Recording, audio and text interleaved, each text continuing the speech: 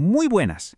Cuando pensamos en un ordenador, lo normal es que se nos venga a la cabeza un portátil, un móvil, pero ¿y si os dijera que su historia real tiene que ver con telares, con profesiones que ya no existen y con una visión que se adelantó, bueno, casi un siglo a su tiempo?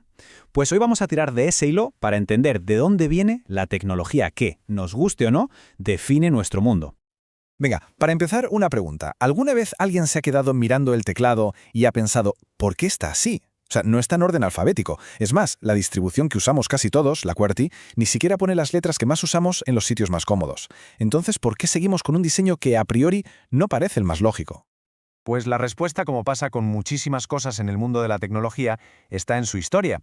Para entender por qué las cosas son como son ahora, casi siempre hay que echar la vista atrás y ver cómo empezaron. Y es justo ese principio el que nos va a servir de guía en este viaje al origen del ordenador. Fijaos en este contraste. Por un lado, tenemos los aparatos que usamos hoy, finos, rápidos, potentes. Pero si le quitamos todas las capas, en su esencia más básica, un ordenador es esto. Una máquina que guarda y procesa datos haciendo cálculos. Así de simple y a la vez de potente. Todo lo que hacemos con ellos, al final, se reduce a matemáticas. Pura matemática. Y aquí va la primera gran sorpresa. La palabra computadora o computer, en inglés, al principio no era una máquina, era una profesión.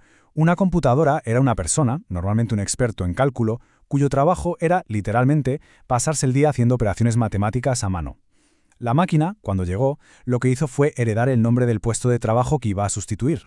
Venga, pues con esta idea en mente, vamos a empezar el viaje de verdad. Nuestra primera parada nos lleva a un mundo sin electricidad, a las primeras herramientas para calcular.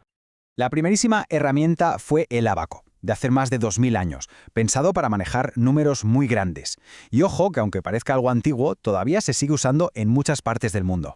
Damos un salto enorme en el tiempo y llegamos al siglo XVII. Ahí, Blaise Pascal inventa una calculadora mecánica, la pascalina, que usaba un sistema de engranajes para sumar y restar de forma automática. Un avance, increíble para la época. Pero, y este es el quid de la cuestión. Estas máquinas, por muy ingeniosas que fueran, no eran autónomas. Hacía falta una persona ahí todo el rato, metiendo los datos paso a paso, girando una manivela, moviendo una palanca. La automatización de verdad, la idea de darle una tarea y que la máquina la hiciera sola, todavía estaba lejísimos. Y la solución a ese problema, curiosamente, iba a llegar de un sitio que nadie, absolutamente nadie se esperaba. Pues sí, de la industria textil. A principios del siglo XIX, un inventor francés, Joseph Jacquard, quería automatizar el proceso de tejer patrones complejos en la tela, algo que era súper laborioso. Y la solución que se le ocurrió, bueno, sin él saberlo, iba a cambiar el mundo. Su idea fue brillante por lo simple que era. Utilizó unas tarjetas de cartón con agujeros. El telar, al pasar la tarjeta, la leía. Si había un agujero, la aguja pasaba con el hilo. Si no había agujero, la aguja se quedaba quieta. La secuencia de agujeros, el patrón de sí o no, creaba el dibujo en la tela. Por primera vez, una máquina podía seguir un conjunto complejo de instrucciones predefinidas. Estaba, en esencia, programada. Lo más increíble es que Jacquard solo quería hacer telas bonitas de forma más barata y rápida. No tenía ni la más remota idea de que su invento, esas tarjetas perforadas, acababa de poner la primera piedra de la programación informática y, por extensión, de todo el mundo digital que conocemos. Y ahora entra en escena el hombre que conectó los puntos, el que unió la calculadora con el telar. Hablamos de Charles Babbage, un ingeniero y matemático inglés que era un auténtico fuera de serie.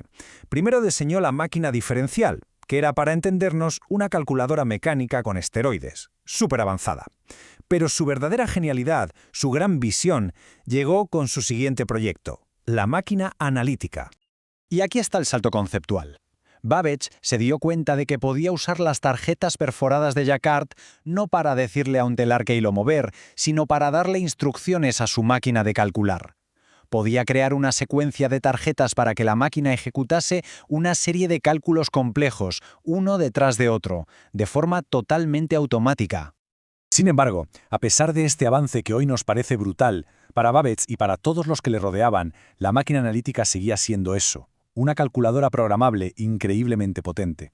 Nadie, ni siquiera su propio inventor, llegó a comprender el verdadero potencial revolucionario que se escondía en esa idea. Y aquí es donde entra la última protagonista de nuestra historia, la persona que vio lo que nadie más había sido capaz de ver. La pregunta clave que flotaba en el aire era esta. ¿Esa máquina de Babbage servía solo para los números? ¿O quizá ¿Podía ser algo más? Y la respuesta la dio la matemática Ada Lovelace. Ella tuvo una visión que lo cambió todo. Se dio cuenta de que si los números que manejaba la máquina podían representar cualquier cosa, no solo cantidades, sino también letras, símbolos, notas musicales, entonces la máquina no era una simple calculadora, era un aparato capaz de manipular información en general. Para demostrar que su idea no era solo una teoría, Lovelace hizo algo extraordinario. Escribió, con todo lujo de detalles, una serie de pasos que la máquina tendría que seguir para resolver un problema matemático complejo. A esa secuencia de pasos, a esa receta, es a lo que hoy llamamos un algoritmo. Y con ese texto, Ada Lovelace se convirtió en la autora del primer algoritmo diseñado específicamente para ser procesado por una máquina. En otras palabras, escribió el primer programa informático de la historia, 100 años antes de que se construyera el primer ordenador electrónico. El software ya había nacido. Ese fue el momento. En ese instante, sobre el papel, la idea de la máquina analítica dejó de ser una supercalculadora para convertirse en el concepto del primer ordenador de propósito general. La programación informática, como la entendemos hoy, acababa de nacer. Y esto es lo importante.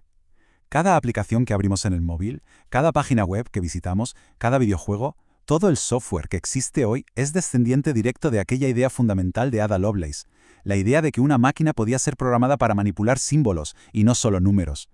Y así volvemos al principio, al presente. Desde aquel primer algoritmo escrito con tinta sobre un papel hasta los miles de millones que se están ejecutando ahora mismo en todo el planeta. Lo que nos deja con una última pregunta para reflexionar. En este preciso instante, ¿qué algoritmos se están ejecutando para que todo esto que está pasando sea posible?